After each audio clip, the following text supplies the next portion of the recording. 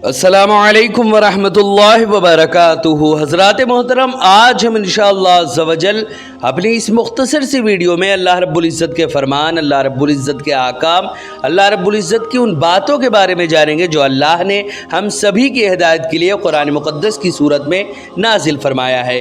Video पसंद आए तो वीडियो को लाइक करें, शेयर करें, और अगर हमारे मोहम्मदी चैनल पर नए आए हो तो इसे ज़रूर सब्सक्राइब करके बेल आइकन को भी ज़रूर दबाएँ ताकि इस तरह की तमाम इन्फॉर्मेटिव वीडियोज़ आप तक ज़रूर पहुँचे।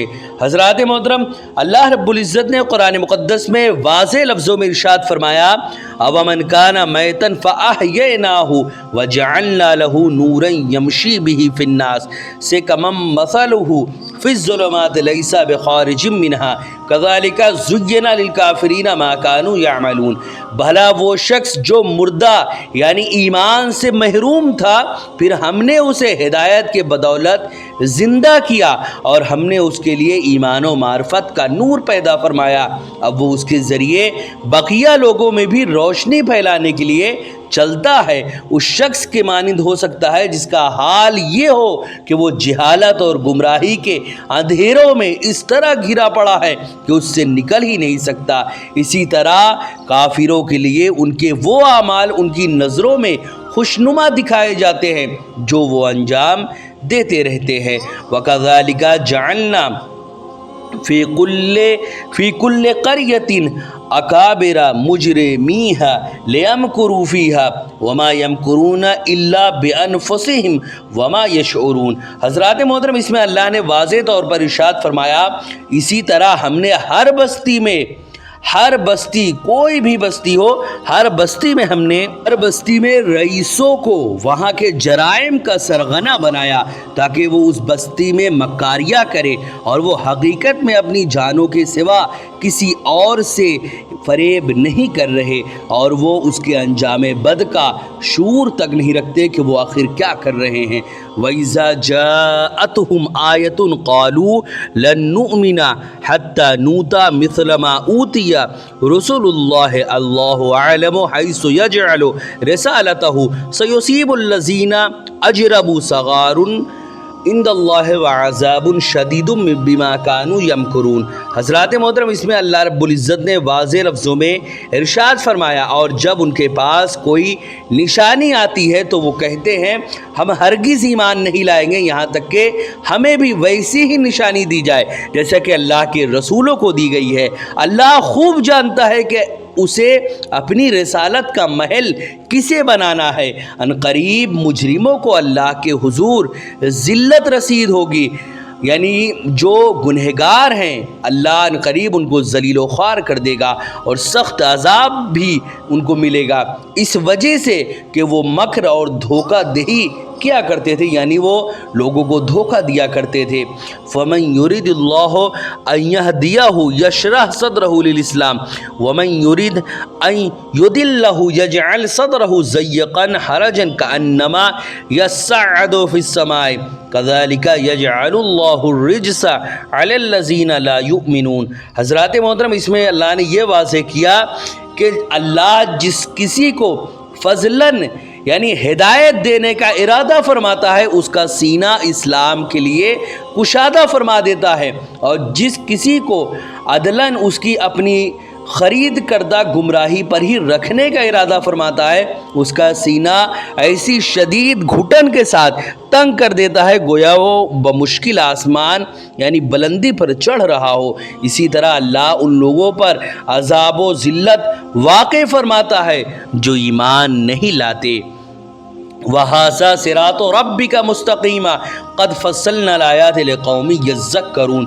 और ये इस्लाम ही आपके रब का सीधा रास्ता है, बेशक हमने नसीहत कबूल करने वाले लोगों के लिए आयतें तफसील से बयान कर दी है। लहुम दारुस्सलाम عند ربهم وهو ولیہم بما كانوا يعملون۔ حضرات محترم، اس میں اللہ نے یہ واضح کیا کہ انہی کے لیے ان کے رب کے حضور سلامتی کا گھر ہے اور وہی ان کا مولا ہے ان اعمال صالحہ کے باعث جو وہ انجام دیا کرتے تھے۔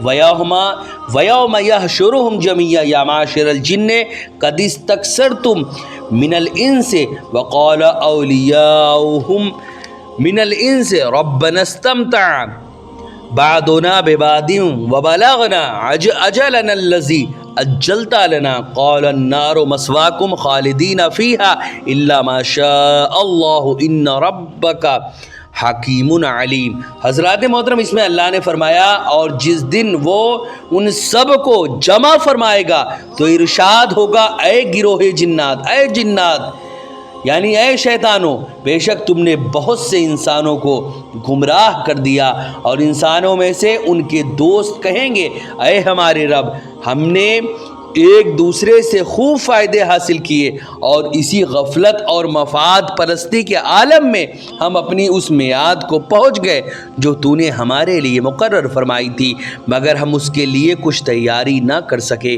اللہ فرمائے گا کہ اب دوزخ ہی تمہارا ٹھکانہ ہے، ہمیشہ اسی میں رہو گے مگر جو اللہ چاہے، بے شک آپ کا رب بڑی حکمت والا، خوب جاننے والا ہے۔ حضرات محترم، آگے اللہ رب العزت نے فرمایا وَكَذَلِكَ نُوَلِّي بَعْضَ الظَّالِمِينَ بَعْضًا بِمَا كَانُوا يَكْسِبُونَ، اسی طرح ہم ظالموں میں سے بعض کو بعض پر مسلط کرتے رہتے ہیں ان اعمال بد کی وجہ سے جو وہ کمایا کرتے ہیں۔ حضرات محترم، یہ قرآن مقدس کا ٹرانسلیشن تھا جو ابھی آپ نے سمجھا۔ اب ہم انشاءاللہ عز و جل اس کے ایکسپلینیشن، اس کی تشریح کے بارے میں جانیں گے کہ آخر اللہ رب العزت نے ان آیتوں میں ہم سے کیا فرمایا ہے۔ حضرات محترم، مذکورہ آیات میں اللہ رب العزت نے ارشاد فرمایا، کیا جو شخص پہلے مردہ تھا پھر ہم نے اس کو زندہ کیا، ہم نے اس کے لیے ایک نور بنایا جس کی وجہ سے وہ لوگوں کے درمیان چلتا ہے، وہ اس کی طرح آخر کیسے ہو سکتا ہے جو اندھیرے میں ہو اور ان سے نکل نہ سکتا ہو۔ اسی طرح کافر جو عمل کر رہے ہیں وہ ان کے لیے خوشنما بنا دیے گئے۔ حضرات محترم، اسی طرح امام ابن حاتم رحمۃ اللہ علیہ روایت کرتے ہیں حضرت زید بن اسلم سے کہ رسول اکرم صلی اللہ علیہ وسلم نے دعا کی، اے اللہ ابو جہل بن ہشام یا حضرت عمر بن خطاب میں سے کسی ایک کو اسلام کے غلبے کا سبب بنا دے، یہ دونوں گمراہی میں مردہ پڑے ہوئے تھے۔ تو اللہ رب العزت نے حضرت عمر کو اسلام سے زندہ کیا اور ان کو عزت اور توقیر دی، اور ابو جہل کو گمراہی کی موت میں یعنی گمراہی ہی کے اس کو دلدل میں اس کو ملوث رکھا اور اسی میں وہ پڑا رہا۔ زید بن اسلم نے کہا کہ یہ آیت ان دونوں کے حق میں نازل ہوئی ہے۔ حضرات محترم، اسی طرح امام ابو الحسن علی بن احمد واحدی رحمۃ اللہ علیہ لکھتے ہیں کہ اس آیت میں حضرت حمزہ بن عبد المطلب اور ابو جہل مراد ہے، کیونکہ ایک دن ابو جہل نے رسول اکرم صلی اللہ علیہ وسلم پر لید پھینک دی، اس وقت تک حضرت حمزہ ایمان نہیں لائے تھے۔ ابو جہل کی اس حرکت کی حضرت حمزہ کو خبر ہو گئی، وہ اس وقت ہاتھ میں کمان لیے ہوئے شکار سے واپس آ رہے تھے، یہ سن کر غضبناک ہوئے اور جا کر ابو جہل کو کمان سے مارا۔ ابو جہل فریاد کر رہا تھا کہ تم کو پتہ نہیں وہ کم عقل آخر کیا کہتا ہے، ہمارے خداؤں کو وہ برا کہتا ہے، ہمارے باپ دادا کی مخالفت کرتا ہے۔ حضرت حمزہ نے کہا، تم سے بڑا بے وقوف آخر کون ہے؟ تم اللہ کو چھوڑ کر پتھروں کی عبادت کرتے ہو، میں گواہی دیتا ہوں کہ اللہ کے سوا کوئی عبادت کے لائق نہیں، وہ واحد ہے، اس کا کوئی شریک نہیں، اور محمد صلی اللہ علیہ وسلم اس کے بندے اور اس کے رسول ہیں۔ تب اللہ رب العزت نے اس آیت کو نازل فرمایا۔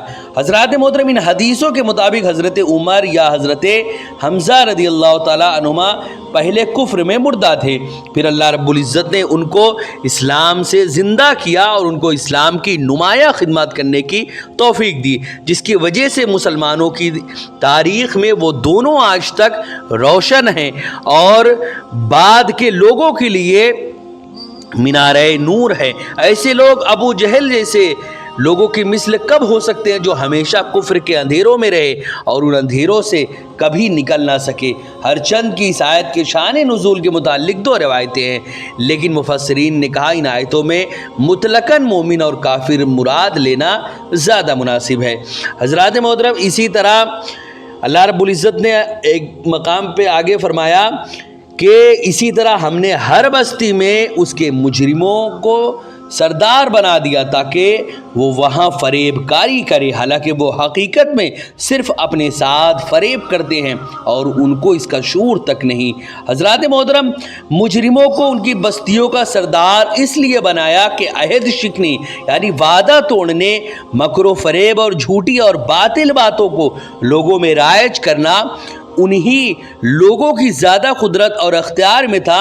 نیز مال کی کثرت اور منصب کی قوت انسان کو ان کی حفاظت میں زیادہ کوشش کرنے پر ابھارتی ہے اور اس کے لیے انسان ہر قسم کے جائز اور ناجائز ہیلے اختیار کرتا ہے اور جھوٹ، مکر، فریب، عہد شکنی اور دغا بازی سے کام لیتا ہے۔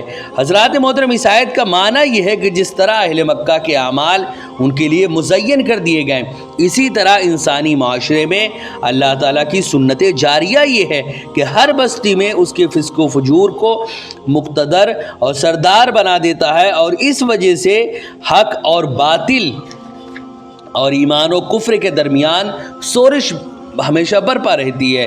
حضرات محترم، اسی طرح آگے اللہ رب العزت نے فرمایا اور جب ان کے پاس کوئی نشانی آتی ہے تو وہ کہتے ہیں کہ ہم ہرگز ایمان نہیں لائیں گے حتیٰ کہ ہمیں بھی اس کی مثل دیا جائے جیسے اللہ کے رسولوں کو دیا گیا۔ اللہ ہی خوب جانتا ہے کہ وہ کس جگہ اپنی رسالت کو رکھے گا۔ عنقریب مجرموں کو اللہ کے ہاں ذلت اور سخت عذاب پہنچے گا کیونکہ وہ فریب کاری کرتے تھے۔ حضرات محترم، اسی طرح ولید بن مغیرہ نے کہا کہ اگر نبوت حق ہوتی تو آپ سے زیادہ میں نبوت کے لائق تھا، کیونکہ میں آپ سے عمر میں بھی بڑا ہوں اور میرے پاس مال بھی زیادہ ہے۔ اور ابو جہل نے کہا بخدا ہم اس وقت تک ان سے راضی نہیں ہوں گے اور ان کی پیروی نہیں کریں گے جب تک ہمارے پاس اسی طرح وحی نہ آئے جس طرح ان کے پاس آتی ہے۔ اس وقت یہ آیت نازل ہوئی کہ اللہ ہی خوب جانتا ہے کہ وہ کس جگہ اپنی رسالت کو رکھے گا۔ حضرات محترم، اللہ تعالیٰ اگر کسی کو نبی بناتا ہے، کسی کو ولی بناتا ہے، کسی کو عالم بناتا ہے تو یہ اللہ رب العزت کا خاص کرم ہے، کیونکہ علم ہو یا نبوت ہو یا ولایت ہو، یہ سب اللہ رب العزت کا نور ہے، اللہ رب العزت کی رحمت ہے۔ اللہ رب العزت جس کو اس لائق بناتا ہے اسی کے اندر یہ نور اور اس رحمت کو رکھتا ہے اور اس رحمت کے لیے ان کو خاص کر لیتا ہے۔ کسی کو نبوت کی رحمت کے لیے خاص کرتا ہے، کسی کو ولایت کی رحمت کے لیے خاص کرتا ہے اور کسی کو علم کی رحمت کے لیے خاص کرتا ہے۔ کسی کو نبی بنا دیتا ہے، کسی کو ولی بنا دیتا ہے اور کسی کو عالم بنا دیتا ہے۔ حضرات محترم، اسی طرح اور بھی بہت سارے معاملات میں کہا گیا کہ ضحاک نے بیان کیا کہ ہر کافر یہ چاہتا تھا کہ اس کو وحی اور رسالت کے ساتھ خاص کر لیا جائے، جیسے کہ اس آیت میں ہے، بلکہ ان میں سے ہر شخص یہ چاہتا ہے کہ کھلے ہوئے آسمانی صحیفے اس کو دے دیے جائیں۔ حضرات محترم، امام فخر الدین محمد بن عمر رازی فرماتے ہیں کہ حصول نبوت کے مسئلے میں علماء کا اختلاف ہے۔ بعض علماء یہ کہتے ہیں کہ نفس حقیقت کے لحاظ سے تمام انسان حصول نبوت میں برابر ہے، اور بعض انسانوں کے رسالت کے ساتھ مخصوص ہونا یہ محض اللہ رب العزت کا فضل اور احسان ہے۔ اسی طرح بعض علماء نے یہ کہا کہ نفوس انسانیہ یعنی انسان اپنی ذات کے اعتبار سے مختلف ہوتے ہیں۔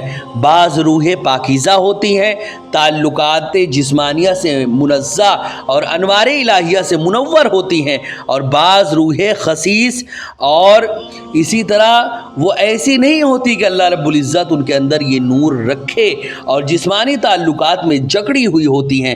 پس اس قسم کی روحیں حصول وحی کی صلاحیت نہیں رکھتی، اور پہلے قسم کی روحیں حصول وحی کی صلاحیت تو رکھتی ہیں۔ پھر ان میں بھی مراتب اور درجات ہے، اس لیے نبیوں اور رسولوں کے درجات بھی متفاوت ہیں۔